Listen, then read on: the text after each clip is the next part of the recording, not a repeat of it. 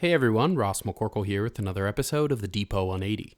We headed into Week 7 with the assumption that Pat Freiermuth would be back from his hamstring injury suffered in the third quarter in the Week 4 game against the Houston Texans. He even went as far as telling ESPN's Brooke Pryor that he would have played in Week 6 if the Steelers had a game and weren't on their bye.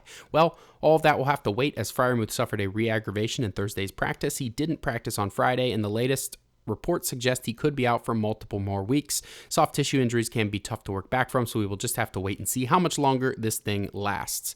Freiermuth has millions of reasons to try and come back on the field. I'm, of course, referring to this being a contract extension season for him with just 2024 left on his rookie deal. Should he be added to IR? Prior to this game against the Los Angeles Rams, he would not be eligible to return until Week 11 against the Cleveland Browns.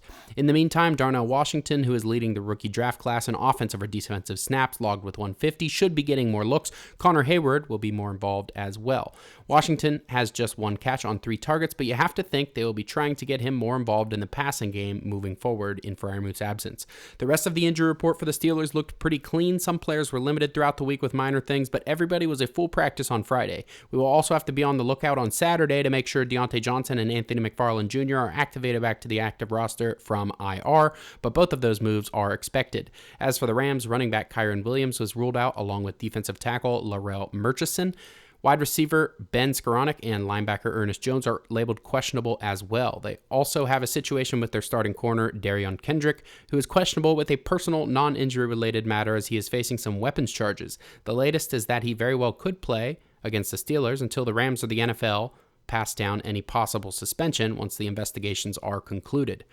Tom Pelissero also announced on Twitter that wide receiver and kick return specialist Gunnar Olszewski is being released from the team. He most recently fumbled and nearly cost the Steelers their Week 5 game against the Baltimore Ravens if it weren't for a Joey Porter Jr. interception in the end zone.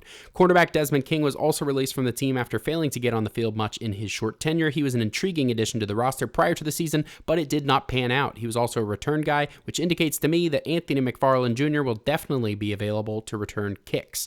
If not him, who else?